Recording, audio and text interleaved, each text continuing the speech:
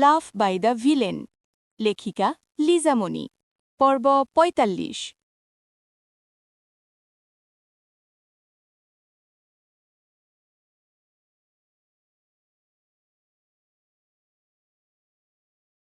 এই পরিস্থিতিতে নিজেকে স্থির রাখা তার পক্ষে অসম্ভব। কারোর পক্ষেই বা তা সম্ভব হবে যদি চোখের সামনে প্রিয়জনের ওপর অমানবিক অত্যাচার চলতে দেখে, যেখানে শরীর থেকে মাংস কেটে নেওয়ার মতো ঘটনা ঘটে আর তাজা রক্ত দিয়ে যেন এক বিভীষিকামর ভোজের আয়োজন করা হয়। মেয়েটা একপাশে গুটিসুটি হয়ে কাঁপছে, মাথায় এখনও হিজাব বাঁধা, দেখে বোঝা যাচ্ছে কোনো মুসলিম ঘরের সন্তান। পায়ের শব্দে মেয়েটা আরও সিটিয়ে যায়, আতঙ্কে শ্বাস ফেলতেও যেন ভুলে গেছে। জেড মেয়েটার কাছে আসে।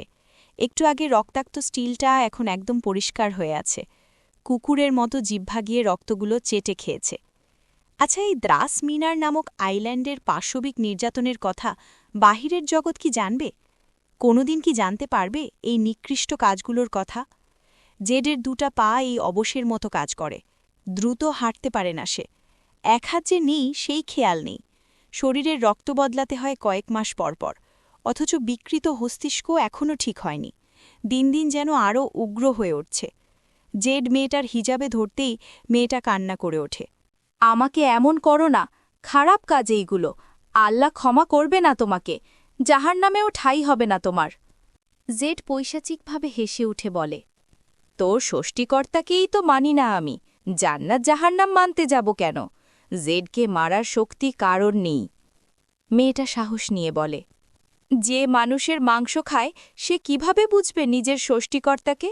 ভাগ্য ভালো তুমি মুসলিম নয়, না হলে পুরো জাতির গায়ে কালিমা মাখাতে। জেড আক্রোশে ফেটে পড়ে। সে কথা বলাটা খুব অপছন্দ করে।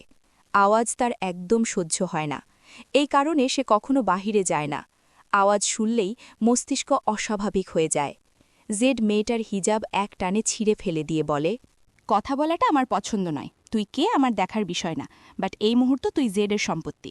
2 দিনের যৌনসঙ্গী, 3য় দিনের তৃপ্তির। মেয়েটার হৃদয়টা যেন কেঁপে ওঠে। ছোট্ট মেয়েটা জেডের দিকে তাকিয়ে কান্না করে ওঠে, আমাকে প্রাণে মেরে ফেলো, দোহাই তোমার, আমার সম্মানটুকু নিও না। কি চাই তোমার? আমার শরীরের মাংস, তাই তো? নিজ হাতে কেটে দিচ্ছি তোমাকে, তবুও পায়ে পড়ছি, আমার সম্ভ্রমে হাত দিও না। জেড ঘর কাঁপিয়ে পাশবিকভাবে হেসে ওঠে, হাসতে হাসতে ঘাড় কাত করে তাকায়, লালসায় দৃষ্টি দিয়ে বলে, বেশি নয়, মাত্র 2 দিন আমার কামনা মিটাবি, পরে মাংসগুলো ছিঁড়ে খেতে দিও। জেড কোনো মেয়ের সম্ভ্রম কেড়ে না নিয়ে কখনো তার রক্ত নিয়ে উল্লাস করে না। আজকের জন্য মিটাতে দেসেন্ট হার্ট। মেয়েটা দেয়ালের সাথে ঘেঁষে পড়ে আরও। জেড টেনে হিঁচড়ে নিয়ে আসে বাচ্চা মেয়েটাকে, স্টিলের ওপরে শুইয়ে দিয়ে হাতে পায়ে বেল্ট বেঁধে দিতে থাকে। আতঙ্কে মেয়েটার চোখ থেকে যেন পানির পরিবর্তে রক্ত পড়ছে। জেড মেয়েটার শরীর ঘ্রাণ নিতে থাকে। মেয়েটা চোখ বন্ধ করে বলে, হাজারো মেয়ের বিনাশ তুই করছিস, তর বিনাশ হবে একটা মেয়ের হাতে। এই আইল্যান্ডের এর গ্লাস মিনারেই তর এই বিকৃত কাজ বন্ধ হবে, তোর অস্তিত্ব মুছে যাব। কিন্তু আফসোস, তোর ধ্বংসটা নিজ চোখে দেখতে পারব না। জেড ক্ষেপা রাক্ষসের মতো ঝাঁপিয়ে পড়ে মেয়েটার ওপরে, একটানে খুলে ছিঁড়ে ফেলে মেয়েটার সম্ভ্রম, বুকে খামচে ধরে শক্তভাবে। মেয়েটা চিৎকার করতে থাকে। এইভাবে চলতে থাকে পাশবিক নির্যাতন। অ্যানি সেদিনের পর আর নিজের ফোন হাতে নেয় না। মূলত সাহস হয়নি ফোনটা স্পর্শ করার। নিজেকে শান্ত করে পুনরায় মোবাইলটা নিয়েছে। ফোন ঘাটাঘাটির মধ্যেই একটা নম্বর ভেসে উঠল, যেটা মাই হাজব্যান্ড দিয়ে সেভ করা। অ্যানির কপাল কুঁচকে আসে, সে তো কারোর নম্বর সেভ দেয়নি, তাহলে এই নম্বর আসলো কোথা থেকে? নামটা দেখে সন্দেহে চোখ ছোট ছোট করে তাকায় ফোনের স্ক্রিনে। কিছু একটা ভেবে দীর্ঘশ্বাস ফেলে, মাথায় একটা কুবুদ্ধি আসে। অ্যানি বাঁকা হেসে সোজা কল দেয় এই নম্বরে। নিক হাতের রক্ত পরিষ্কার করে মাত্র টাওয়েলটা হাতে নিয়েছিল। ফোনের রিংটোনে টেবিলের দিকে এগিয়ে যায়। স্ক্রিনে না তাকিয়েই রিসিভ করে ভারী আওয়াজে বলে, দিস ইজ গ্যাংস্টার বস নিক জেভরান স্পিকিং। অ্যানির বুক কেঁপে ওঠে। এত ভয়ানক আর শক্ত কণ্ঠ কেন এই লোকের? আত্মা পর্যন্ত কাঁপিয়ে তোলার ক্ষমতা রাখে। অ্যানিকে নিশ্চুপ দেখে নিকের মেজাজ তিক্ত হয়ে ওঠে। এত কিসের ইতস্ততা এই রমণীর? নিক চোয়াল শক্ত করে ধমকে ওঠে, নিঃশ্বাসের শব্দ শোনানোর জন্য ফোন দিয়েছ? না, আত্মহত্যা করব, তাই জানাতে ফোন দিয়েছি। অ্যানির বাক্যটা শুধু একটা বাক্য ছিল না, মনে হচ্ছে গ্যাংস্টার বসের মাথার উপরে পৃথিবীর সবথেকে উঁচু পাহাড়টা চেপে ধরেছে। রাগে কেঁপে ওঠে পুরো শরীর, চোখ দুটা লাল হতে থাকে ক্রমশই। ঘন নিঃশ্বাস ছেড়ে বলে, কি বললি তুই? আত্মহত্যা করব, এখন কি দিয়ে করা যায় বলুন তো? নিকের শক্ত গভীর গলা ভেসে ওঠে, মরবি ভালো কথা, সবথেকে শক্ত চাবুকটা পাশে রেখে দিস। জানাজা পড়ানোর দরকার নেই, চাবুকের আঘাতেই শরীর এমনিতেই অস্তিত্বহীন হয়ে পড়বে। নিকের অবস্থা অনুমান করে অ্যানি ভয়ে ঢোক গিলে, কি সাইকো এই লোক, ও আত্মহত্যার কথা বলেছে অথচ এই লোক আটকাচ্ছে না। আটকানো তো দূর ঠাক, সাথে হুমকি দিচ্ছে। অ্যানি ঠোঁট ভিজিয়ে হেসে বলে, বিষ বানাবো ভাবছি বুঝলেন, এর মধ্যে আইসক্রিম, চকলেট আর আচার মিশাবো।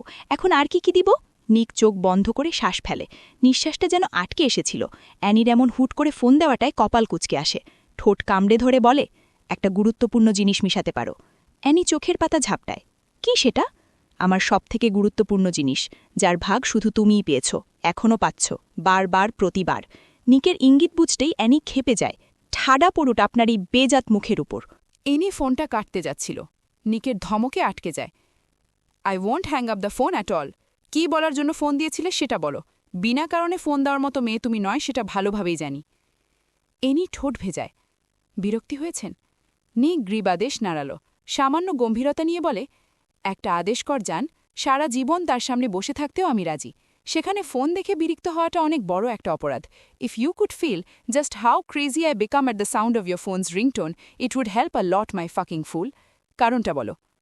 এনি গলার স্বর নিচু করে বলে, রুমে একা ভালো লাগছে না আর। নিক ভ্রুম কুচকে বলে, তাহলে আমি আসছি? এনি চেঁচিয়ে ওঠে, প্রয়োজন নেই। পর মুহূর্তে শান্ত হয়ে বলে, আমি বাহিরে কোথাও যেতে চাচ্ছি না, শুধু রুম থেকে বের হয়ে একটু হাঁটতে চাচ্ছি। বাহিরে যাব না, এই বিশাল মিনারে আমার হাঁটার জন্য জায়গা অনেক। নিক চোখ ছোট ছোট করে ফেলে।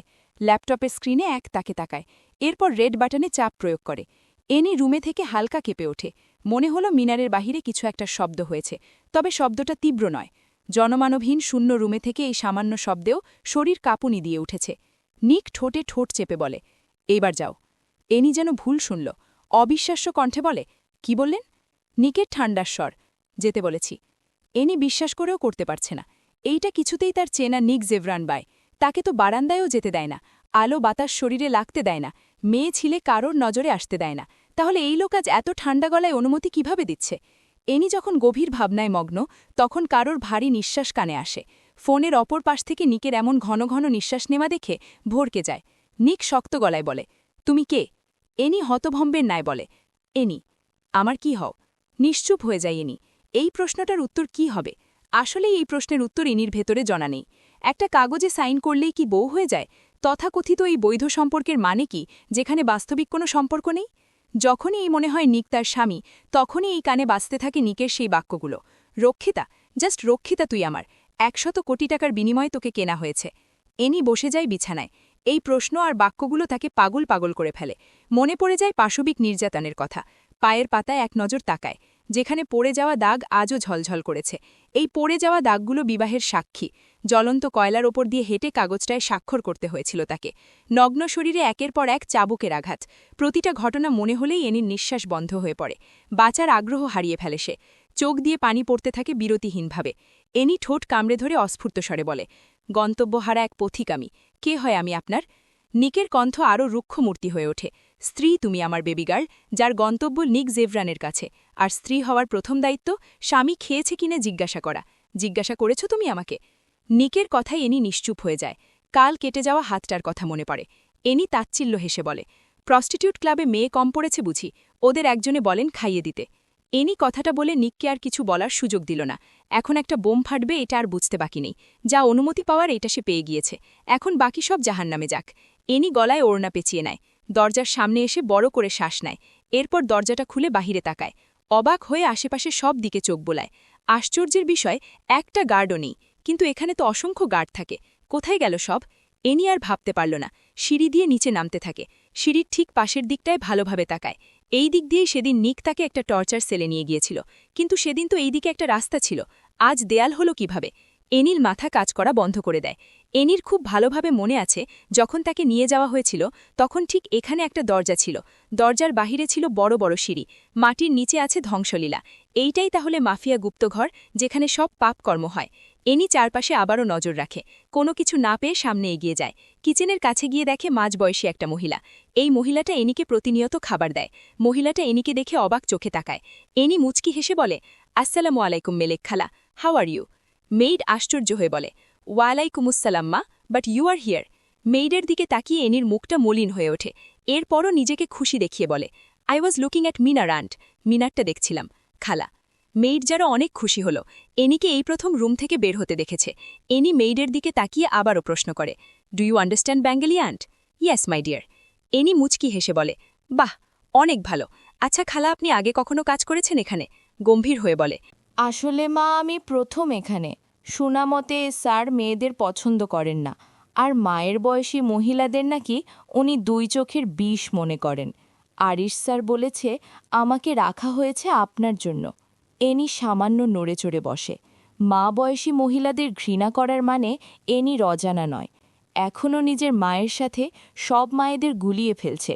এনি শান্ত গলায় বলে, আপনি যাননি কখনো ওনার সামনে? সেই সাহস আমার নেই মা। এনি মলিন হেসে বলে, আপনি চিত্রা মাসিকে চিনেন খালা? মেয়ের এনির দিকে আশ্চর্যজনকভাবে তাকিয়ে বলে, তাহলে চিত্রাও তোমার দেখাশোনা করত? আপনি জানলেন কিভাবে? ও এখানে কাজ করত তাই চিনি, না হলে এমনি কোনো আলাদা পরিচয় নেই। 2-1 বার পরিচয় হয়েছিল। এনি চোখ বন্ধ করে বলে, চিত্রামাসি অনেক ভালো একজন মানুষ ছিলেন, অথচ তার মৃত্যুটা ছিল কত নিকৃষ্ট। যাকে আপন ভাবি সেই হারিয়ে যায়। হায় ভাগ্য! এনি কথাগুলো বিড়বিড় করছিল। মেইড এনির দিকে তাকিয়ে আছে। এই মুখের সৌন্দর্যে সে বারবার মোহিত হয়ে পড়ে। কতটা কোমল আর মিষ্টি দেখতে এই মেয়েটা। মনে হচ্ছে মুখ থেকে মুক্ত ঝরছে। এর সাথে এমন একজন পাপে ভারাক্রান্ত পুরুষের মিলন কিভাবে সম্ভব? মেইড আচমকা বলে ফেলে, তুমি অনেক সুন্দর মা, বিশেষ করে তোমার গালের ডিম্পল 2টা। চোখের গভীরতাও অনেক ভয়ঙ্কর। তোমার মায়ায় যে কোনো পুরুষ পড়তে বাধ্য। এনি থমথমে খেয়ে উঠে প্রথমে, পরবর্তীতে নিজেকে ঠিক রেখে বলে, এই কারণেই হয়তো জীবনটা এমন নরকে পরিণত হয়েছে। মেইড বুঝতে না পেরে বলে, কিছু বলেছ মা? এনি মলিন হেসে বলে, নাথিং। কিছু খাবে তুমি? এনি কিচেনে রাখা সামগ্রীর দিকে তাকিয়ে বলে, আইসক্রিম আছে আন্টি? মেইড মন খারাপ করে বলে, না, এই সব তো নেই মা। স্যার কখনো এনেছেন কি না সন্দেহ। তোমার আইসক্রিম পছন্দ? এনি হেসে বলে, একটু বেশিই পছন্দ। যখন আমি আমার বাড়িতে ছিলাম তখন একদিন আইসক্রিম না খেলে মনে হতো কত দিন ধরে আইসক্রিম ছুঁয়েও দেখি না। এতটা পছন্দ করি আমি। মেইডও হেসে বলে, অনেক প্রাণবন্ত লাগছে তোমাকে, দেখে ভালো লাগলো। স্যার বাসায় আসলে জানিও দিও। সাথে সাথে এনির মুখটা মলিন হয়ে ওঠে। সামান্য সময়ের জন্য প্রাণবন্ত হয়ে ওঠা রমণীর মুখে আবারও ঘন মেঘ জমে ওঠে। কিচেন থেকে বেরিয়ে যেতে যেতে বলে, অনেক কিছুই জীবন থেকে বর্জন করেছি, এইটাকেও করে ফেলেছি বহু আগে। চাইতে গেলে অধিকার লাগে। মানুষ তার আপনজনদের কাছে আবদার রাখে, অপরিচিত কারোর কাছে নয়। মেয়েট কিছু বলতে পারেনি, তার আগেই এনি সরে আসে। মেয়েট তপ্ত শ্বাস ফেলে মিনার থেকে বেরিয়ে যায়। মস্তিষ্কে একটা জিনিস ঘুরপাক খাচ্ছে, এখানে থাকা দরজাটা গেল কোথায়? তার স্পষ্ট মনে আছে সবকিছু। এনি এগিয়ে গিয়ে দেয়ালে হাত রাখে। দেয়াল বললে ভুল হবে, এইটা সম্পূর্ণ কাঁচ, যেটা ভালোভাবে স্পর্শ না করলে বোঝা যাবে না। এনি হাত দিয়ে স্লাইড করতে করতে থাকে, শরীরটা এলিয়ে দেয় কাউচের সাথে। বড় বড় নিঃশ্বাস টেনে বলে, কোথায় সেই দরজাটা? এনি সরে আসতে যাবে, হুট করেই থমকে যায় সে। ওই দিনের মতো মাংস কাটার শব্দ। পর মুহূর্তে ভেসে আসছে এক মেয়েলি কণ্ঠস্বর, কান্না করছে। হ্যাঁ, একটা মেয়ে কান্না করছে। কান্নাটা স্পষ্ট বোঝা যাচ্ছে না, বাট গুনগুন শব্দ ঠিকই বোঝা যাচ্ছে। এনের গলা শুকিয়ে আসার উপক্রম। একটা মেয়ের কান্নার আওয়াজে যেন মাথা ভনভন করে ওঠে। ওই দিন দেখেছিল কি পাশবিক জায়গা, একটা রুম যেন নরকের স্থান। এনে শিউরে ওঠে কিছু একটা ভেবে, কাউচে ধাক্কা দিয়ে চিৎকার করে ওঠে, কে আছে ওই পাশে? মেয়েটাকে কি করছো তোমরা? কাঁদছে কেন ও? ওই পাশ থেকে কান্নার আওয়াজটাও থেমে যায়। এনের পুরো শরীর শিরশির করে ওঠে। আইল্যান্ডে অবস্থিত গ্লাস মিনারটা যেন এই মুহূর্তে নিশ্চুপ হয়ে আছে। মাথা ভন ভন করে উঠছে তার। আবারও ভেসে আসছে একই কণ্ঠ, কান্নার আওয়াজ। একটা কম বয়সী বাচ্চা মেয়ে কাঁদছে। এখন কান্নাটা আরও একটু জোরে ছিল। মনে হচ্ছে কিছু একটা বলছে, কিন্তু শব্দগুলো এনির কর্ণে প্রবেশ করতে অক্ষম। এনি মুখ চেপে ধরে কান্না করে ওঠে। চোখ দুটা লাল হয়ে উঠেছে রমণীর। তাহলে বুঝতে বাকি নেই, গ্লাসটা দিয়েই সব ঢেকে রাখা হয়েছে। বাহিরে এক নিষিদ্ধ দুনিয়া। কি হচ্ছে বর্তমানে ওই দুনিয়ায়? কিসের আওয়াজ আসছে? কাঁদছে কেন মেয়েটা? তাকে কি কোনোভাবে? এনির মস্তিষ্ক সজাগ হয়ে ওঠে। চুল শক্ত করে টেনে ধরে বলে, রেপ করা হচ্ছে? এতটা জঘন্য কেন আপনি নিক জেভরান? ফেরাউনের মতো ধ্বংস হোক আপনার। কি করে পারলেন নিজের দুনিয়ায় মেয়েদের ইজ্জত নিয়ে খেলা করতে? আপনার মিনারে কেউ বর্বরতা চালাচ্ছে আর আপনি তার সঙ্গ দিচ্ছে। কেন আটকাচ্ছেন না? একটা মেয়েকে শেষ করে ফেলছে কেউ, প্লিজ রক্ষা করুন। এনি ছন্নছাড়া হয়ে ধাক্কাতে থাকে কাউচ। চিৎকার করে ওঠে এনি, ছেড়ে দাও ওকে, জানি না ওই পাশে কে আছো, প্লিজ এতটা নির্মম হইও না। কিন্তু কিছুই হচ্ছে না। গুনগুন করার মধ্যে রমণীর হুটহুট চিৎকারের আওয়াজ ভেসে আসছে। এনির মাথা ঘুরে আসছে। যখন এই কল্পনা করছে কেউ একটা মেয়েকে নিয়ে উল্লাস করছে, তখনও গা গুলিয়ে আসছে। হৃৎপিণ্ডটায় যেন কেউ ছুরি দিয়ে আঘাত করছে। আতঙ্কে এনির পুরো মুখ ঘেমে গিয়েছে। দবদবে ফর্সা মুখ কেমন যেন লালচে হয়ে উঠেছে। ঘামের সাথে চুলগুলো ল্যাপটে গিয়েছে। এনি দৌড়ে যায় কিচেনের কাছে। ভেবেছিল মেড বুঝি এখনও আছে, কিন্তু গিয়ে দেখে কিচেন সম্পূর্ণ ফাঁকা। কেউ নেই কিচেনের চারপাশে। এনির মাথা ঘুরছে, যে কোনো সময় জ্ঞান হারিয়ে পড়ে যাবে সে, এই রকম মনে হচ্ছে। ভয়ঙ্কর এই মিনারে সে একা, আর অপর পাশে চলছে এক পাশবিক নির্যাতন। এনি কান্না করতেও ভুলে যায়। আতঙ্কে কাঁপছে ওর পুরো শরীর। শক্ত কিছু খুঁজতে থাকে কাঁচ ভাঙার জন্য, কিন্তু কোথাও কোনো বস্তু নেই। অবশেষে না পেরে একটা কাঠের চেয়ার হাতে তুলে নেয়। একজন অষ্টাদশী রমণীর কাছে একটা চেয়ার অনেকটাই ভারী, তবুও এনি হাল ছাড়েনি। বহু কষ্টে এনি চেয়ারটা নিয়ে যায় কাচের কাছে। উদ্দেশ্য, কাউচ ভেঙে সেই নিষিদ্ধ দুনিয়ায় ঢুকবে, জীবন দিয়ে হলেও বের করবে সে মেয়েটা। চেয়ারটা নিয়ে দাঁড়াতেই কেউ পেছন থেকে হাতটা চেপে ধরে। এনি বুঝতে পারেনি কে ধরেছে, তবে এইটুকু বুঝেছে কেউ শূন্যে তাকে ভাসিয়ে সামনে এগিয়ে নিয়ে যাচ্ছে। চোখ খুলে নিকের মুখ দেখে ইচ্ছে করছিল বমি করে দিতে এই মুখে। নিকের মুখ রাগে লাল হয়ে আছে, কিন্তু এতে যেন এনির সামান্য ভয় হচ্ছে না। এনি ছটপট করে চিৎকার করে ওঠে, জালিমের বাচ্চা, ছাড়ো আমাকে, মেয়েটাকে মেরে ফেলছে। নিক সর্বোচ্চ শক্তি দিয়ে এনির শরীরটাকে বুকের সাথে চেপে ধরে, শক্ত গলায় বলে, শান্ত হও। এনির চোখ দিয়ে যেন আগুন পড়ছে। নিক রুমে ঢুকে ঠাস করে দরজাটা লাগিয়ে দেয়। এনিকে বিছানায় ছুঁড়ে ফেলে। এনি বর্তমানে নিজের মধ্যেই নেই, কেমন অস্বাভাবিকভাবে হাঁপাচ্ছেও। নিক সামনে এগিয়ে আসতেই এনি নিকের শার্ট খামচে ধরে কান্না করে ওঠে, যতটুকু মায়া আপনার জন্য জন্মেছিল সে মায়াটুকু ধ্বংস হতে দিয়েন না, মেয়েটাকে বাঁচান নিক জেব্রান। নিক শান্ত চোখে তাকায় এনির দিকে। ছন্নছাড়া রমণীর কান্নারত মুখটা দেখে গ্যাংস্টার বস উদ্গ্রীব হয়ে ওঠে। এনির চোখের পানি 2 হাত দিয়ে মুছে বলে, কান্না করে কি হাল করেছ নিজের? শান্ত হও, কিছু হয়নি। এনি আশ্চর্য হয়ে তাকায় নিকের ধূসর রাঙা চোখে। পরমুহূর্তে হিংস্র বাঘিনীর মতো ক্ষেপে ওঠে, এতটা নিকৃষ্ট হবেন না, আল্লাহ সহ্য করবে না, খোদার কসম ধ্বংস হয়ে যাবেন। নিক শান্ত আওয়াজে বলে, ধ্বংস হয়ে যাওয়া মানুষটাকে আবার কি ধ্বংস করবে বেবি গার্ল? এনি কান্নায় ফুপিয়ে ওঠে, প্লিজ মেয়েটাকে বাঁচান। এতক্ষণে মরে গিয়েছে হয়তো। এনি মাথা নিচু করেছিল। কথাটা কানে প্রবেশ করতে ক্ষিপ্ত বাঘিনীর মতো নিকের গালে খাপ্পড় বসায়। নিকের বুঝতে সময় লাগল। এনি থাপ্পড় দিয়ে নিজের মাথার চুল শক্ত করে চেপে ধরে কান্না করে ওঠে, এত নিকৃষ্ট, এত খারাপ কেন? কেন মেরেছে মেয়েটাকে? নিক নিজের ধৈর্য হারিয়ে ফেলে। নিকের ধৈর্যের শেষ প্রান্তটুকুও সেই মুহূর্তে ভেঙে চূর্ণ হয়ে যায়। এতক্ষণ যে রাগটা শৃঙ্খলের মতো তার ভেতরে বন্দী ছিল, তা হঠাৎই মুক্তি পেয়ে হিংস্র বিস্ফোরণের রূপ নিল। তার চোখের দৃষ্টি কঠিন পাথরের মতো জমে ওঠে, যেন সেখানে আর মানবিকতার কোনো অবশিষ্ট ছায়া নেই। চোয়াল শক্ত হয়ে দাঁত কিরমির করে ওঠে। নিঃশ্বাস ভারী ও অনিয়ন্ত্রিত হয়ে উঠল। বুকের ভেতর জমে থাকা আগুন বাতাস খুঁজে পাচ্ছে না। মুহূর্তের মধ্যেই তার শরীরী ভাষা বদলে যায়। শান্ত গ্যাংস্টার বসটি মিলিয়ে গিয়ে তার জায়গায় দাঁড়ালো এক অপ্রতিরোধ্য ও ক্রুদ্ধ সত্তা, যার রাগ শব্দে নয়, নীরবতাই বেশি ভয়ঙ্কর হয়ে ওঠে। হাত দুটো কেঁপে ওঠে অসহিষ্ণু ক্রোধে। কণ্ঠনালীতে জমে থাকা চিৎকার গলার গভীরে আটকে যায় মুহূর্তেই। এই রাগ যদি মুখে বের হয়, তাহলে এই মুহূর্তে চারপাশ ধ্বংসের সাক্ষী হবে। নিকের রাগ ছিল দাবানলের মতো, কিন্তু যার তাপে চারপাশ পুড়ে ছাই হয়ে যাওয়ার ক্ষমতা রাখে। এতক্ষণে সে আর কেবল একজন মানুষ নয়, সে তার নামের সঙ্গে যুক্ত সেই অন্ধকার ক্ষমতার প্রতিচ্ছবি, একজন গ্যাংস্টার বস, যার রাগ মানেই আসন্ন সর্বনাশ। নিক আঘাত করল না, শক্তভাবে চেপে ধরে এনির বাহু। অন্য হাত দিয়ে চিবুক টেনে রাগে গর্জে ওঠে, how dare you slap me, বান্ধির বাচ্চা! এনির চোখ দুইটা লাল হয়ে আছে, শক্ত চোখে তাকায় নিকের দিকে। ঘৃণায় কুচকে আসে তার মুখ।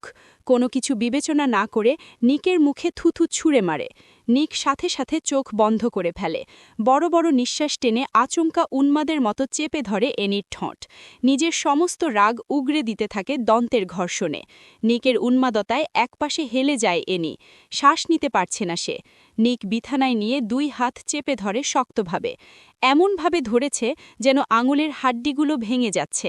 এনি ছটপট করতে থাকে শক্ত দেহটার নিচে। শ্বাস ফেলতে পারছে না সে। তীব্র যন্ত্রণায় গঙ্গিয়ে ওঠে। নিক হুট করেই থেমে যায়। কানের কাছে ঠোঁট নিয়ে বলে, তুমি নিজেও জানো না আমার রাগ কি ভয়ঙ্কর। আমি রেগে গেলে তোমাকে রক্তাক্ত করতেও পিছু হব না। তার নমুনা তুমি অনেক আগেই দেখেছ। তোমার ঘৃণিত দৃষ্টি আমাকে উন্মাদ করে তোলে ব্লাড রোজ। পুরো সাম্রাজ্য আমি সামলিয়ে উঠি, অথচ এই দৃষ্টি কেন সামলাতে পারছি না। এনি নিঃশ্বাস নিচ্ছে এখনও, বড় বড়। নিক এনির কাটা ঠোঁট রক্ত নিজের জিব্বা দিয়ে শুষে নেয়। কাটা স্থানে চুমু খেয়ে বলে, আমি অতিরিক্ত জঘন্য, এতটা জঘন্য যে তোমার কল্পনারও বাহিরে।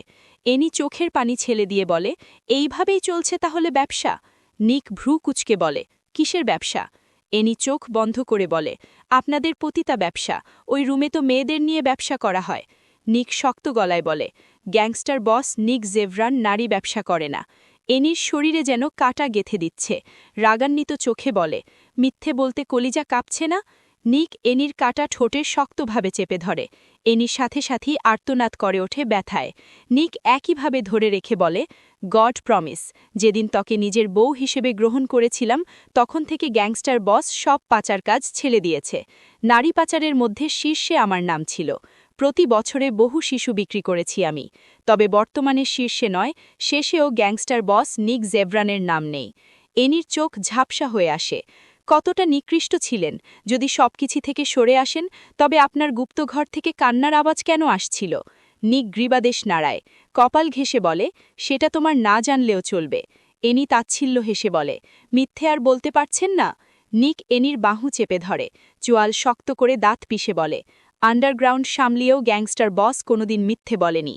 কারোর মনোরঞ্জন করার ধারধারি নয় সে। So if you are thinking all that, forget it my fucking sexy lady. Annie আর পারছে না। কানে বাজছে এখনও কান্নার আওয়াজ। ফুপিয়ে ওঠে সে, আমি নিজে শুনেছি কান্নার আওয়াজ। যদি এইসব থেকে সরে আসেন, তবে আপনার গুপ্তঘর থেকে কান্নার আওয়াজ কেন আসছিল? আমি সরে এসেছি এইটা বলেছি। অন্যরা যে এসেছে এইটা কখন বললাম? মানে? নিক ঠোঁট কামড়ে বলে, এত প্রশ্ন করো মাঝে মাঝে, ইচ্ছে করে থাপড়ে দেয়ালের সাথে বেঁধে রাখি। ওপাশে জেড ছিল, একজন মানুষ খেকো নরখাদ্যক, একজন রেপিস্ট, যাদের নিত্যদিনের মেয়ের প্রয়োজন হয়। ওর পছন্দ বাচ্চা মেয়ে থেকে শুরু করে 15 বছর পর্যন্ত মেয়ে। এনির মাথা ভন ভন করে ওঠে। মস্তিষ্কের নিউরনগুলো যেন থেমে গিয়েছে। ভাঙা গলায় উচ্চারণ করে, নরখাদ্যক। নিক স্বাভাবিক ভঙ্গিতে বলে, চিনো না, আমার সাথে তেরামি করাটাই শুধু জানো। নরখাদুক মানে হলো যারা মানুষ খায়, আর রেপিস্ট মানে হলো যারা রেপ করে। এনির ভেতরটা হঠাৎ করে যেন শূন্য হয়ে যায়। মনে হচ্ছে বাস্তবতা যেন তার চারপাশ থেকে সরে যাচ্ছে, আর সে দাঁড়িয়ে আছে এক অনির্দিষ্ট অন্ধকারের কিনারায়। মাথার ভেতর ভোঁ ভোঁ শব্দ তুলতে থাকা আতঙ্ক ধীরে ধীরে সমস্ত চিন্তাশক্তিকে গ্রাস করছে তাকে। নিউরনগুলো যেন এক একে স্তব্ধ হয়ে পড়ছে, কোনো নির্দেশ আর মানছে না। শির দ্বারা বেয়ে নামা ঠান্ডা স্রোত তার শরীরকে অসাড় করে দিল। ভয় এখন আর অনুভূতিতে নেই, ভয় এখন রূপ নিয়েছে শারীরিক অস্তিত্ব। এনির বুকের ভেতর জমে উঠে এক নিঃশ্বাসরুদ্ধ করা চাপ। কথা বলতে গিয়ে গলা ভেঙে আসছে। শব্দগুলো কাঁপতে কাঁপতে ঠোঁট ছুঁয়ে ফিরে গেল ভেতরে। চোখের সামনে দৃশ্য ঝাপসা হয়ে এলো, যেন অদৃশ্য কোনো ছায়া ধীরে ধীরে তাকে ঘিরে ধরছে। বর্তমানে এনির আতঙ্ক হয়ে আছে নিঃশব্দ আর গভীর চিৎকারহীন এক চূর্ণ বিচূর্ণ অবস্থা। মনে হচ্ছিল সে আর নিজের শরীরের ভেতরে নেই, কেউ যেন তার অস্তিত্বটুকু মুঠোয় চেপে ধরে রেখেছে। মুহূর্তের মধ্যেই সে ভেঙে পড়ল, কাঁপা গলায় বলে, কাঁচা মানুষের মাংস খায়? Yes baby girl. একজন রেপিস্ট, মেয়ে তার নিত্যদিনের নেশা? নিক মাথা নাড়িয়ে হ্যাঁ বলে। ইনি ঝাপসা চোখে তাকিয়ে বলে, আপনার কি হয়? নিক রহস্যময় হাসি দিয়ে বলে, অনেক কিছু। তাকে এইসব করতে দিচ্ছেন? মেয়েগুলোকে এইভাবে ছিঁড়ে খেটে দিচ্ছেন? নিক ঠোঁট কামড়ে ধরে বলে, ওকে কি করব আর? এক হাত তুমি নিজেই কেটেছ। ওর পুরো শরীর এই অবশ হয়ে থাকে সারাক্ষণ। 2 পা নিয়ে হাঁটতে পারে না ভালোভাবে। রক্ত দিতে হয় কয়েক মাস পরপর। তবুও তেজ থাকলে আমার কি করার? নিজের শত্রু ছাড়া বিনা কারণে আমি হাত রক্তাক্ত করি না। এনির হৃদয়টা ছিঁড়ে যাচ্ছিল, অসহায় গলায় বলে, সেদিন যদি জানতাম ওই লোকটা এত জঘন্য, তবে হাতে নয় গলায় কোপ বসাতাম। মেয়েগুলোকে ওই জানোয়ারটা ছিঁড়ে খায় দিনের পর দিন, আর আপনার কাছে এইটাকে বিনা কারণ মনে হয়? এই আইল্যান্ড একদিন ধ্বংস হবে, দেখে নিয়েন। ধ্বংস হবে আপনার পাপের সাম্রাজ্য। নিক শব্দ করে বলে, সৃষ্টিকর্তাকে বলো যাতে খুব দ্রুত সব ধ্বংস করে দেয়। ইনি নিস্তেজ গলায় বলে, এই নরপশুটাকে মেরে ফেলুন, আর কারোর জীবন নষ্ট করতে দিয়েন না। এইটা মানবকুলের জন্য অভিশাপ। প্লিজ মেরে ফেলুন এটাকে, না হলে সমান ভোগী আপনিও। সব দেখেও চুপ, নিজের গর্তে লুকিয়ে রেখেছেন। দিনে পর দিন এত জঘন্য কাজ করছে, অথচ কিচ্ছু বলছেন না। এত নির্মম কেন? আটকান, মেরে ফেলুন। নিক এনির কপালে চুমু খেল, চোখের পানি মুছে দিয়ে বলে, মারতে হলে অনেক আগেই মারতাম, মারতে পারছি না বলেই এখনো জীবিত আছে। এনির শরীর ছেড়ে দেয়। কতটা খারাপ হলে নিজের মিনারে কেউ এমন মানুষ খেকো সাইকোপ্যাথ পুষে রাখে? আপনার অতীত জেনে সামান্য মায়া কাজ করছিল, এইটাও ধ্বংস করে দিলেন। এতটা জঘন্য না হলেও পারতেন। যাকে ভালোবাসি তাকে হারিয়ে ফেলি, আর যাকে ভালোবাসতে চেষ্টা করি সে সেইটাকে মাটি চাপা দিয়ে দেয়। মানুষের জন্মদাগ থেকে শরীরে, আর আমার জন্মদাগ হচ্ছে কষ্ট আর আর্তনাদ, যেটা আমার ভাগ্যে লেগে আছে। এনির চোখ বন্ধ হয়ে আসে, নিক বুকে জড়িয়ে নেয়। চোখ লাল হয়ে এসেছে তার, সমস্ত ক্ষোভ গিয়ে পড়ে জেডের উপরে। জাস্ট একটা প্রতিশ্রুতি আজ সে তালাবদ্ধ, তবুও একে আর বাঁচতে দেওয়া যাবে না। নিক এনির কানে চুল গুজে দেয়, ঠোঁটের কাটা স্থানে চুমু খেয়ে বলে, এতটা তেজ কেন তোর জান? চিন্তা নেই, ধীরে ধীরে সহ্য করা শিখে নিব। গড প্রমিস, তখন আর রাগে জ্ঞান হারিয়ে আঘাত করব না। পাপ দিয়ে ঢেকে যাওয়া পুরোটা জীবন তোকে চাই। তুই না থাকলে আমি আলো ছাড়া সামনে আগাবো কিভাবে, কলিজা আমার? আজ এত তাড়াতাড়ি চলে আসলে কেন? নিক কেমন আছে? আরিশ দাদামশাইয়ের দিকে তাকিয়ে বলে, সবাই ঠিক আছে। নিকের হাত থেকে ব্লিডিং হচ্ছিল খুব, শালা সামান্য ব্যান্ডেজ করতেও দিল না। দাদামশাই চিন্তিত হয়ে বলে, কিভাবে হয়েছে? আরিশ ডিভানের শরীর এলিয়ে দিয়ে অধিরাজের দিকে তাকিয়ে বলে, অধিরাজ তুই বল ভাই। অধিরাজ থতমত খেয়ে বলে, আমি? আরিশের কপাল কুচকে আসে। অধিরাজের রাগান্বিত চোখ দেখে দাদামশাইয়ের সামনে গিয়ে বসে। গলা কেশে কাহিনী বলা আরম্ভ করে। মাফিয়া প্যালেস, বাস্তবিক দুনিয়া থেকে আলাদা এক দুনিয়া। যার ভালো দিক বিবেচনা করলে ফলাফল আসবে শূন্য, কিন্তু অসুচি দিক বিবেচনা করলে ফলাফল কখনো সমাপ্ত করা সম্ভব নয়। লাল নীল আলোর ঝলকানিতেই মেতে ওঠে অশুভ অনৈতিক কাজ। মাফিয়া পার্টিতে যোগদান করে হাজারো মাফিয়া, সাথে স্ত্রী, অথচ স্ত্রীর সামনে অন্য মেয়ের সাথে তামাশা করে বেড়াচ্ছে। স্ত্রীদের খারাপ লাগলেও ক্ষমতা নেই আটকানোর। নীরবতাই সবথেকে সুন্দর আশ্রয়। অভিজাত অন্ধকারে ডুবে থাকা বিশাল হলঘরটিতে মাফিয়া পার্টি তখন তুঙ্গে। ঝাড়বাতির ম্লান আলোয় চকচক করছে কালো স্যুট আর দামি গয়নার নীরব ঔদ্ধত্য। চারপাশে ছড়িয়ে আছে সিগারের ভারী গন্ধ, হুইস্কির তীব্র উষ্ণতা আর ক্ষমতার নৈশব্দপূর্ণ দম্ভ। প্রতিটি হাসির আড়ালে লুকিয়ে আছে হিসাব, প্রতিটি করমর্দনের ভেতরে জমে আছে অবিশ্বাস। কোনায় কোনায় দাঁড়িয়ে থাকা প্রহরীরা নিশ্চুপ কিন্তু সতর্ক, চোখে তাদের পেশাগত হিংস্রতা আর আনুগত্যের শীতল ছায়া। মৃদু সঙ্গীত ভেসে আসছে, কিন্তু সেই সুরে আনন্দ নয়, বরং শাসনের ছন্দ। এখানে কেউ অতিথি নয়, সবাই কোনো না কোনো চুক্তির অংশ, কোনো না কোনো অপরাধের নীরব সাক্ষী। হাসি, পানপাত্রের ঠোকাঠুকি আর কথোপকথনের আড়ালে চলেছে অদৃশ্য লেনদেন। ক্ষমতা হস্তান্তর, বিশ্বাসঘাতকতার ইঙ্গিত আর ভবিষ্যৎ সংঘর্ষের অঘোষিত নকশা। এই পার্টি উৎসবের নয়, এটি আধিপত্যের প্রদর্শনী, যেখানে আলো ঝলমলে পরিবেশের নিচে লুকিয়ে আছে অন্ধকার সিদ্ধান্তের ভার। পার্টির খাবারের টেবিলটি ছিল বিলাসিতা আর ক্ষমতার নীরব প্রদর্শনী।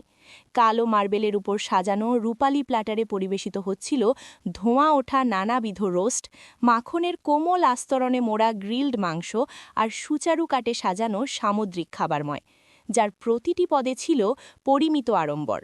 পাশে সারি সারি সাইড ডিশে রাখা ছিল সুগন্ধি ভাত, মশলায় ভারসাম্যপূর্ণ পাস্তা আর তাজা সবজির নিখুঁত সংমিশ্রণ।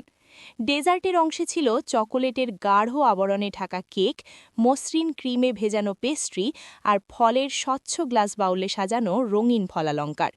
পানীয় হিসেবে পরিবেশিত হচ্ছিল বয়সী হুইস্কি, মৃদু সুবাসযুক্ত ওয়াইন এবং স্বচ্ছ কাঁচে ঢালা নন অ্যালকোহলিক ড্রিঙ্ক।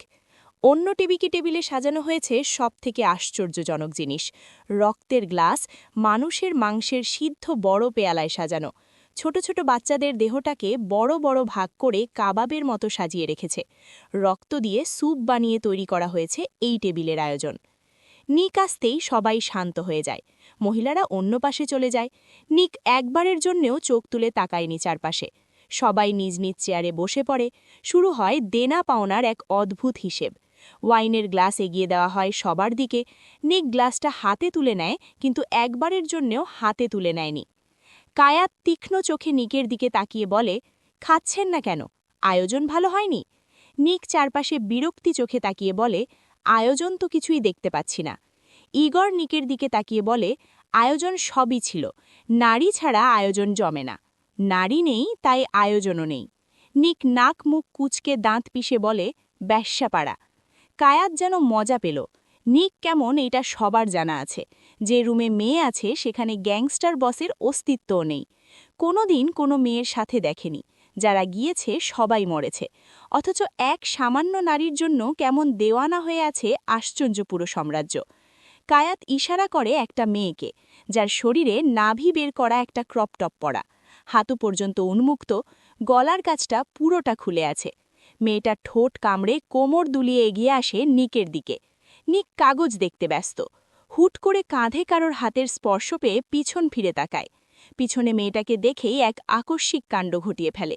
দুই হাত টেনে ধরে মুচড়ে ধরে। এক বিকট শব্দে হাড্ডিগুলো ভেঙে যায়। নিক ধাক্কা মেরে ফেলে দেয় মেয়েটাকে। মেয়েটা মাটির সাথে লুটিয়ে এখনও কাতরাচ্ছে। নিক ঘৃণায় থুথু ফেলে মেয়েটার দিকে। রাগে গর্জন করে ওঠে, জীবনে সবথেকে বেশি ঘৃণা করি প্রস্টিটিউট ক্লাবের মেয়েগুলোকে, যারা নিজ ইচ্ছেই সব কিছু বিসর্জন দেয়। সাহস কিভাবে হলো আমাকে স্পর্শ করার? If you weren't a girl, I would have beaten you so badly that even your soul would have trembled. মেয়েটা ব্যথায় কাতরাতে থাকে। সব মাফিয়ারা তাকিয়ে আছে। কায়াত ওয়াইনের গ্লাস নাড়িয়ে বলে, এমন সুন্দরী মেয়েকে তুমি রিজেক্ট করলে? নিক সামান্য হেসে বলে, আমার ঘরে যে আছে তার রূপ দিয়ে পুরো পাপের সাম্রাজ্য আলোকিত হয়ে পড়বে কায়াত। তার পবিত্রতা একটা মৃত ফুলকেও জাগিয়ে তোলার ক্ষমতা রাখে।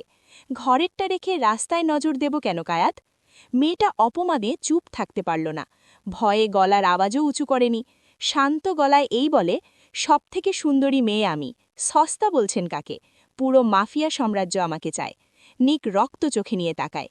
দাঁত পিষে বলে, খাওয়া মালের ভাব বেশি, খালি কলসি বাজে বেশি, ল্যাংটা মাইয়া ফেমাস বেশি, অস্বাভাবিক কিছু নয়। মেয়েটা যন্ত্রণায় মেঝেতে কাতরাচ্ছে, যন্ত্রণায় আর্তনাদ করছে। দুজন গার্ড মেয়েটাকে নিয়ে যায়।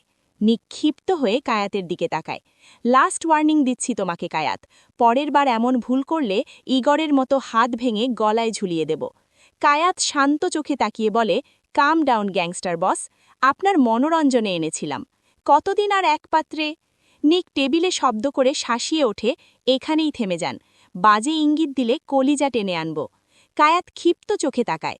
দাঁত পিষে বলে, একজন মেয়ের জন্য আপনি ইগরের হাত ভেঙেছেন, আরও অনেকজনকে একদম জানে মেরে ফেলেছেন, এখন আমাকে হুমকি দিচ্ছেন? নিম মৃদু হাসল। কায়াত সহ বাকি মাফিয়াদের দিকে তাকিয়ে বলে, রানী সে আমার, আর তার সিংহাসন আমার বুকের ঠিক মাঝখানে। বুক ভেদ করে সিংহাসন ছোঁয়ার ক্ষমতা কারোর নেই কায়াত, তোমারও নেই। যত নকশা তৈরি করো, পারবে না কিছু করতেই। কায়াত রাগী চোখে তাকিয়ে বলে, একজন রক্ষিতার জন্য এত দরদ? আরে দুদিন আগেও পাচার কেন্দ্রে পাচার হতে যাচ্ছিল। ছি, আর সে কি? একটা শব্দ হয় জাস্ট, ওয়াইনের গ্লাসটা ভাঙার শব্দ। সবাই বুঝে ওঠার আগেই কায়াত চিৎকার করে ওঠে গলায় হাত দিয়ে। ভাঙা গ্লাসের টুকরো কায়াতের গলার একপাশে গেঁথে আছে। সবাই আতঙ্কিত হয়ে পড়ে। নিকের হাত থেকে রক্ত পড়ছে, তাজা রক্তে মেঝে ভেসে ওঠে। নিক চেয়ার থেকে উঠে কায়াতের উদ্দেশ্যে বলে, এই জন্যেই বলে ইন্টিমেট হওয়ার সময় দোয়া কালাম পড়ে নিতে, না হলে তোদের মতো বেজাতের জন্ম হয়। বিধর্মী হলেও তোদের বাপ মায়ের পড়া উচিত ছিল। আজ গলার এক পাশে রক্তাক্ত করেছি, অন্যদিন বাজে ইঙ্গিত দিলে কণ্ঠনালী পর্যন্ত যাবে এই কাঁচের টুকরো। নিক কারোর দিকে তাকায়নি, বেরিয়ে যায় এখান থেকে। কায়াতকে নিয়ে যাওয়া হয় দ্রুত চিকিৎসা কেন্দ্রে। খাদ্য আহার করা হয়নি কারোরই। সব কথা শুনে দাদু একটা দীর্ঘশ্বাস ছাড়ে। মেয়েটার সাথে সম্পর্ক কেমন এখন? আরিশ হেলান ছেড়ে মাথা উঁচু করে বলে, পুরাই উন্মাদ। যদি পারত সব কিছু ছেড়ে দিব, তবুও শালাই স্বীকার করে না আমি ভালোবাসি। দাদামশাই দাড়িতে হাত রেখে বলে, তীব্র ভালোবাসে। এই মেয়েটাকে পাপ পুণ্যের মিলন কোনো কালেই সম্ভব হয়নি। আশা রাখব এদের মিলন হোক। নিকের হাতটাকে জোর করে মেডিসিন লাগিয়ে দিতে পারতে। আরিশ ভারী শ্বাস ফেলে বলে, ওর বউ আছে দাদামশাই, আমাদের চিন্তা করলেও হবে। ঠিক পিছন থেকে শোনা গেল এক রমণীর কাপা স্বর, বউ, ভালোবাসা, আসক্তি। আরিশ চট করে তাকায় সেদিকে, বুকের ভিতরে ধুক করে ওঠে, গলা ভিজিয়ে বলে, মেহের, চলবে?